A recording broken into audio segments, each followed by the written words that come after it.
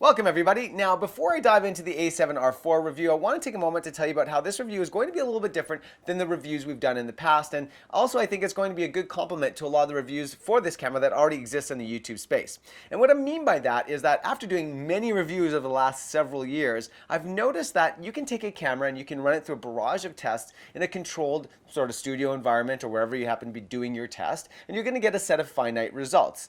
Then you take that same camera and you bring it onto an actual working job or into the field, and you sometimes get very different results. And I would wager to say that the results you get in the field are probably more important than in the controlled studio setting, because that replicates how people are actually going to be using the camera. Now, there's a variety of reasons why those results are different, oftentimes because every situation is different and the camera will respond differently depending on its settings and your needs and your level of quality. But this came at a perfect time because Sony gave me the a7R4 when I had an editorial fashion shoot booked, and I thought, no, that's what I'm going to do. I'm not going to run this camera through a bunch of tests. I'm just going to see what it's like to put it in my hand and do a complete shoot with it, and then kind of come back to you guys with the results that I found in this setting. And so that's exactly what I did. So let's jump in. Now, like all my other reviews, what I am going to do is I'm going to start with all the things that I really liked about this camera and some of the compelling reasons I think you may want to buy or use this camera. And then we're going to get into some of the things that I find challenging about it and some of the things you might come up with when using this camera. But the first off is the most noticeable thing, is the thing I talk about really all the time. It's really the design. And as a Sony user, I've seen that design changed throughout the years. You know, with the first sort of a7R and the a7S, they had this sort of more Fujifilm, sleeker design, and over time they've gotten bigger and bigger with a better hand grip and better dials and a little bit more of a simpler layout. This is really the next generation of that. I was super excited when the a7R3 came out with a new redesign that went forward with all their other cameras like the a9 and the a7 III and things like that. Well, this has improved upon that even more, and what's funny is that the compelling reason to go mirrorless before was always it's a smaller camera body, so it's more sleek, it's more portable, it's less exhausting to use. But we're seeing a kind of a design growth towards making a bigger body, a bigger handle, and that's certainly very obvious with this. But in a professional setting, this actually makes the camera much better to use. The grip feels better. It doesn't feel like it's going to slip out of my hand. If you've been following us, you know, sometimes I have a tendency to drop cameras and things. So, you know, that ability to have a firmer grip on it does matter. And you can see that size increase over the a7R3. There's also some great things happening on the surface of the camera. So number one is they've locked that exposure dial. If you are a Sony user, you know that that exposure dial slides on you all the time, and having a lock on that is fantastic. The next thing is the rear dial is now an external top dial, kind of very similar again to like Fujifilm, and I really appreciate that. It's actually much easier to use and much faster to use. The two other big things for me on this was that I never liked the flaps on all the external ports that exist on the left-hand side of the camera. So your HDMI, your flash port, and all that kind of stuff, your audio. They've always been these floppity, weird things, especially if you got a cage on it. It's just a disaster. They've fixed this finally. These are really great watertight ports that snap in and they don't dangle. They just kind of flip open. Love them. The next thing is sort of one that I'm sort of on the fence off whether I like it or don't like it, but a lot of users are really talking about how much they love the press push of the SD port versus the switch, because with the switch there's a potential that you could hit it and it will pop open accidentally on you and then letting in sort of dust and water, where the press fit is much more watertight. So from a usability standpoint and weather resistance, the press push is always a better thing than the switch. And I did like the switch, to be perfectly honest, but I do understand that this design is better for the camera as a whole. But all in all, the new redesign of the body is amazing, and it's one of the most compelling reasons to get this camera. Moving on. The next point would possibly be a number one point for a lot of people, but it was number two for me, so let's just say it's tied for number one, and that is the fact that the color and the gamma curve that comes out of the a7R4 is better than any other Sony camera I've seen to date. Here's what I mean by that. Sony has taken a lot of heat over the years for not having the best color science, and that's led a lot of users to stay or to go with Canon, Nikon, or Fujifilm because their out-of-the-box colors are so much more beautiful. Sony, I found, has been a little bit too sharp and too neutral, needing you to do a lot more editing in post to get the colors where you want them. That's kind of changed with this. I couldn't shoot RAW because it's a pre-release camera, and as a result, there is no RAW support right now, so I had to shoot JPEG. And what I noticed with those JPEGs is that the colors and the contrast were so much better than anything I've seen out of Sony before, and not overly digital, but maintaining, of course, all that resolution. Now let's talk about resolution for a second. When you look at grain, for example, grain with Sony has always kind of not been great as you go higher in the ISOs. And this is the case with any camera. I'm not singling Sony out here, but you're going to see a lot of sort of chromatic noise, and it's going to really dull your image quite a bit. And so we're talking about a 61 effective megapixel camera here. And when you start adding ISO, so when you go from 100 to 200 to 400, you're losing your resolution because you're dulling the image with that noise.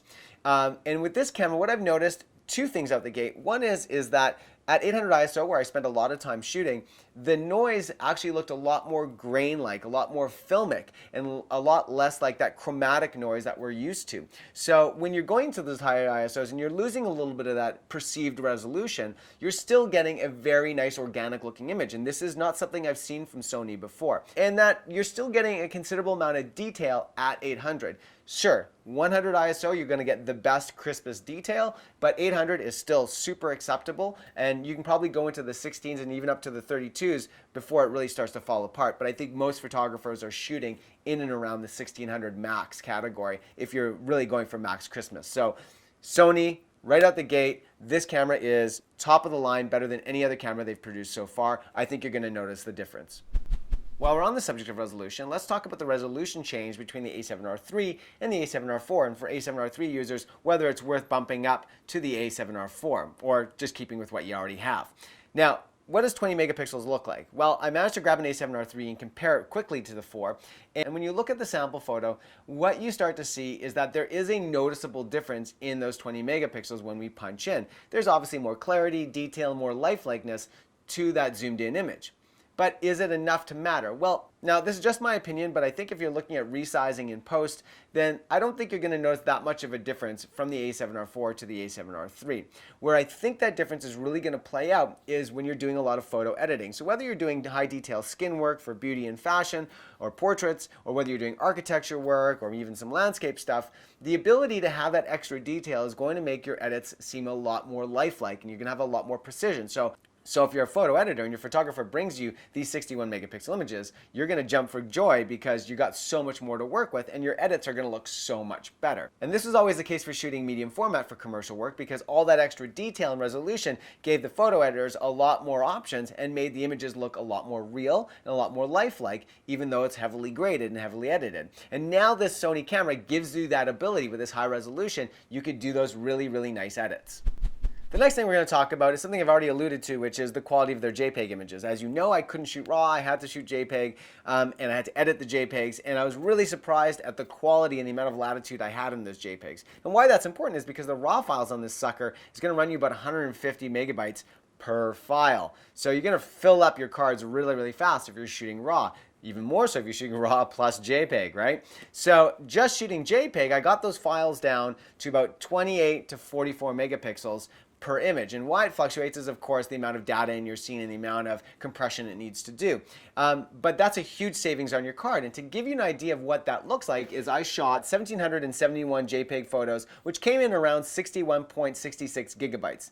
The average file size, I would say, is about 35 megabytes. So again, somewhere living between the 26 and 44 megabytes.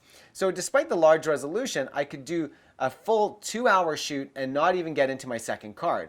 For photojournalists especially, I think this is super valuable. You get a really chunky JPEG that you can edit if you need to, but you're going to save a ton of space, meaning that you're not going to fill up your cards right away. The last compelling point I want to make before we get into some of the challenges that you might face with this camera is the burst mode. It's actually unchanged from the a7 III, but remember, we've gained 20 megapixels. So 10 frames a second at 61 megapixels is actually quite an accomplishment. Of course, this is not for everybody. If you're a sports shooter, you're probably still going to want to stick with the A9 that does double that. But remember, it's like 2.5 times less resolution to the a7R IV.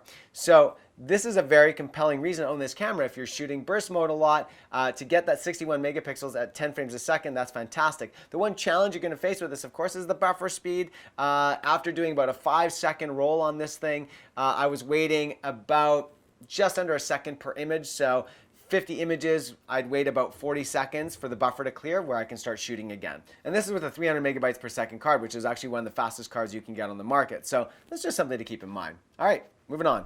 Okay, so let's talk about some of the challenges that you're going to face with this camera. Now, they're not critiques, but they are challenges you're going to have to keep in mind if you buy or use this camera. The first one is this is not a video camera. Now, Sony might get mad at me for saying this because yes, it does video. It's always done video, but not very well. And that is the trade-off you're going to have with high-resolution sensors. This is not unique to Sony by any stretch of the imagination. This is affecting other brands as well. Nikon, for example, has the Z7, which is a high-resolution version, and if you're going to shoot video, they want you to use the Z6. Same can be said as well for Panasonic. They have the S1R and the S1. Use the S1R for photos, S1 for hybrid photo video. Every time you have a very large sensor, you're line skipping like crazy, and so the image doesn't look quite as good, but more often than not, you're going to get a lot of moire patterns, and that gets even worse when you're shooting high frame rates. And this is the case with the Sony a7R IV. It's unchanged from its performance in terms of video from other cameras. I don't see an improvement in the quality of the video. I don't see improvement in the moire in any respect. So yes, video exists here. You can use it if you need it, much more from a journalistic standpoint. And certainly if there's no moire patterns in your frame, then you might get away with it. But overall, I don't like the look of the video in this camera. I would hesitate to use it, even though it's a fully functioning video camera. Well, that pretty much wraps it up. So to sum it up, I would definitely say that this is the best feeling, the most usable, and the best image-making Sony camera to date. And if you're not a Sony fan or you haven't been, I'm sure that this is going to win a few of you over. So I encourage you to try it and see for yourself if you get the same results that I got. Maybe you don't. I don't know. But either way, thank you so much for watching and taking the time to sit down and listen to me yak for a while. As always, please subscribe to our channel and follow us on all the internet places. And until then, go out there, have some fun, and you know it. Happy shooting.